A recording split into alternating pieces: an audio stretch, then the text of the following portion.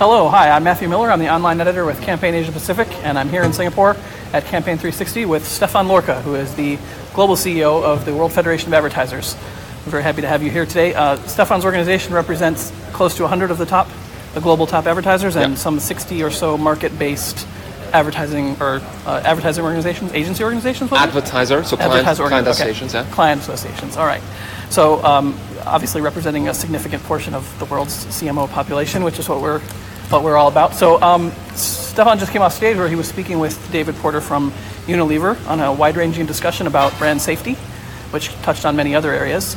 And I think I'd like to start with something that you mentioned there. You outlined 4 priorities that you're hearing from your members that need to be focused on. So if you could just, take us through those one by one, what you're hearing from your members and where we stand and what, where we need to go with each of those. I think that would be a great place to start. Yeah, so 2017 was the year where digital ad spend finally became number 1 ad spend globally, and at the same time it was probably the darkest hour of the ecosystem, and with a number of challenges emerging, hitting the press, hitting brand owners, hitting the industry.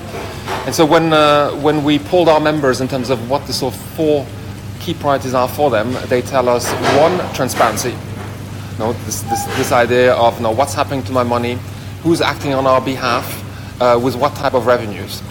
2 is brand safety. The incidents we've seen repeatedly in the UK and the US, etc., where brands have been seen to be served against content which is simply not appropriate. 3 is viewability. What do you actually pay for? Is your ad viewable for how long, and what's the right standard? And 4, ad fraud. According to our estimate, ad fraud is anything between 10 to 30% of digital ad spend. It's if we continue on that trend, by 2025, we should be ad fraud should be the 2nd largest revenue stream for criminal organizations, behind drug trafficking. So $50 billion we estimate in 2025. So a very serious issue. So these are clearly 4 top priorities which need to be fixed from brand owners' perspective. Yeah. Okay. And taking them one at a time, where do you think we stand right now on the progress towards solving those? Look, I think we're making progress. We're not making equal progress across all those items. So I think we're making progress. On transparency, we're seeing a radical shift in the way brand owners, certainly WFM members, have taken back control of an ecosystem which was not sufficiently accountable to them. And so we're seeing more than half of our members over the last 12 months which have actually reviewed their contracts with agencies. We're seeing significant movements with respect to simplifying the ecosystem and the number of partners who actually engage for brands in that ecosystem. So we're seeing good progress and rapid progress on the transparency front. More work needs to be done in order to be making sure that the entire marketplace, so including smaller and medium-sized clients, also apply those best practices. But overall, we see a lot of momentum. On the brand safety front, I'd say things are more nuanced. So I think we're seeing some platforms, Google in particular, reacting, we think, in a relatively humble and responsive manner. They haven't fixed it, but we see a dialogue and a genuine effort to try to address what we think is simply unacceptable. But we're not yet seeing the level of reassurance we need. A number of our members haven't actually gone back to some of those social media platforms simply because they don't consider that to be brand safe for their brands. So more work needs to be done there, and in particular, I would highlight that more work needs to be seen also from partners like Facebook, which we haven't yet seen engage on the same scale. In terms of viewability, I think there is a widely shared view that the existing MRC standard has the merit of existing, but does not reflect what many brand owners think is a viewable impression. And so we're certainly pushing for a dialogue, a cross-industry dialogue, to move that standard upwards. We're seeing some good movement in that respect. We think in the end it is, one, for brand owners to decide against which threshold they want to trade. And secondly, if one day we want to be achieving cross-media comparison, we will have to compare apples with apples. We will have to compare 100% viewability on digital with other media.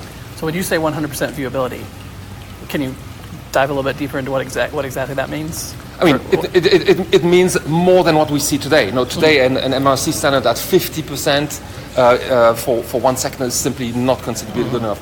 I'm not saying that there's a consensus across the industry. There are different points of view. So, but what I'm saying is that there's a significant push in a direction whereby, one, brand owners need to be able to ultimately decide what is right for them, and all that's benchmark, that standard needs to be moving up. And the fourth priority is ad fraud. And on ad fraud, we're not seeing much movement across the industry, to be totally honest, given what is at stake. Now, ad fraud, when you look at the way intermediaries are being remunerated in the ecosystem, the ironic reality is that legitimate partners which operate in good faith in the ecosystem make actually more money than criminal networks, simply because of the cascading of the revenue stream. And so we don't see enough incentive in the ecosystem in order to be addressing what we think collectively can be a major threat to the sustainability of the ecosystem. We're seeing companies raise this internally. We see in-house resource being recruited. We see collaborations with cybersecurity experts. We see clients revisiting some of their contractual arrangements with intermediaries to make sure that ad fraud isn't ultimately a revenue stream for legitimate intermediaries, but more work needs to be done on that front. Yeah. I think a point that often people miss is that the ad fraud, where the money does end up going to criminal enterprises, that's not just an issue of the brands losing their money. If you are seen as either directly or indirectly supporting criminal enterprise, that's not something that any brand would want to be associated with. Absolutely, and you're absolutely right. There is a societal dimension which is absolutely essential, because some of that money is actually landing on sites which are indeed of a criminal nature, and you're actually basically putting at risk the reputation of a brand by being associated to those. And so this is why we think ad fraud is a very important priority which we need to be addressing collectively as an industry. Okay, let's move on to another big risk that brands are facing right now in a few weeks' time. GDPR. You gave a little crash course in it from the stage, but I think that if anybody doesn't know what it is, they're in big trouble. Yeah, I mean, I was surprised. I was doing some quick poll in the room. Maybe they were just shy. Yeah, I mean, maybe they were shy, or I'd say a quarter of them said they knew about it. And I think it's important for marketers, whether they're based in Singapore or anywhere else in the world, to understand that the piece of legislation which is coming into force, which is going to be fundamentally changing the terms of the dialogue between the brand and the people. Now, there are two ways of looking at it. On one hand, you can say, as an industry, these regulators don't understand what they're doing. They're interfering in our business. It's clumsy. It's disruptive, etc. And fair enough to be saying that. Some of the ecosystems, partners, business will be at risk. But as brand owners, we look at it differently. If the regulator is intervening here, it is because we haven't been able to address what we think are legitimate consumer expectations, people's expectations. You look at levels of trust, people tell us that they don't understand who's collecting data, what for, and for how long. And that is driving, among other things, adoption of ad blocking. That is driving difficulties in terms of engagement with people. And so that is simply not sustainable longer term, to be operating in a way which is simply not reflecting what consumers and people expect. So we consider that a piece of legislation like GDPR, whether it applies actually only to Europe or also to other parts of the world, the indications are that actually other parts of the world are going to be copying it. But even if it doesn't, we feel that the underlying principle of putting the people at the center of it, and to be basically saying it is for people to give an informed consent in terms of what type of data is being collected about them, is the right thing to do longer term, not only for brands, for the entire ecosystem. That is what's going to be creating the level of trust we need in order to building our business. Okay, your partner in your presentation brought up an interesting aspect of that had to do with China, and he pointed out that China has its own sort of data ordinance that's been passed or brought into law recently, but it's sort of opposed in some ways to GDPR and it may put advertisers in somewhat of between a rock and a hard place. Absolutely. Right? Is that so? Yeah, that's one of the challenge. In a globalizing marketplace where diverging pieces of legislation are put into place, that puts actually international brand owners in difficult positions. So David was referring to the cybersecurity law in China, which is putting the government's interest at the center of it, whereas GDPR tends to look at the consumers and the people's interests. That can actually put at times brand owners in difficult situations.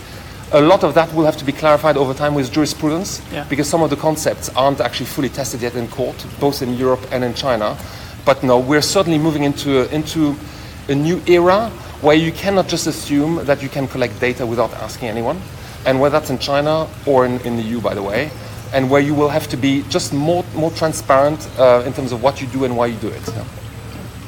All right, finally, let's just talk about what's on the WFA's horizon. What can we expect to see from you in coming months that will... I think the comment during the session was that if we're still talking about all these same issues a year from now, then something is really wrong. Yeah, I mean, so first of all, I want to say, no, I want to give a positive spin to that. Okay. I think there are two pieces of good news. One is, I think brand owners have woken up to their responsibility. You know, a lot of what we've seen here is actually the direct reflection of the fact that brand owners have given the keys, you know, to partners, you know, agents and intermediaries to be dealing with the ecosystem. You know? And ultimately, brand owners understand that it is for them to be holding accountable anyone who operates on their behalf for the brand. That is good news, and I think we're seeing that big time. The second piece of good news, I think, is even if those 4 challenges are important challenges, we're seeing movement. Okay, so not only from brand owners, which, you know, in some cases have taken radical measures, but also across the ecosystem, where, you know, we see, you know, things coming together and help us address some of those challenges. I just want to reference the Transparency Accountability Group in the US, TAG, which is putting some industry infrastructure to help address things like ad fraud, among other things. So I'm actually relatively more optimistic now than I was 12 months ago. And so what we're going to be doing as an organization is we will be publishing in Tokyo at our Global Marketer Week, May 15 to May 17, what we call a global media charter, which is going to be setting out what we think is needed from a brand owner's perspective in order to be making our ecosystem sustainable and create the platform of growth which we all need in order to be thriving in the future. Anything you can preview about what's in that charter? Or it's going to be addressing many of the issues we just discussed here. It's going to be expressing what we think is needed, and it's not going to be a sort of a to-do list for partners. It's going to be equally looking at what do brands need to do about these things, and what do partners need to do about these things for us to collectively get there. No? Seems like there's no other way. Absolutely. Than for everybody to be working on it. All right, awesome. Thank you so much for your time. We appreciate it. This is Stefan Lorger again from the WFA. Look forward to hearing more from them in the future, and thanks again for joining us. Thank you. Thank you, Matthew.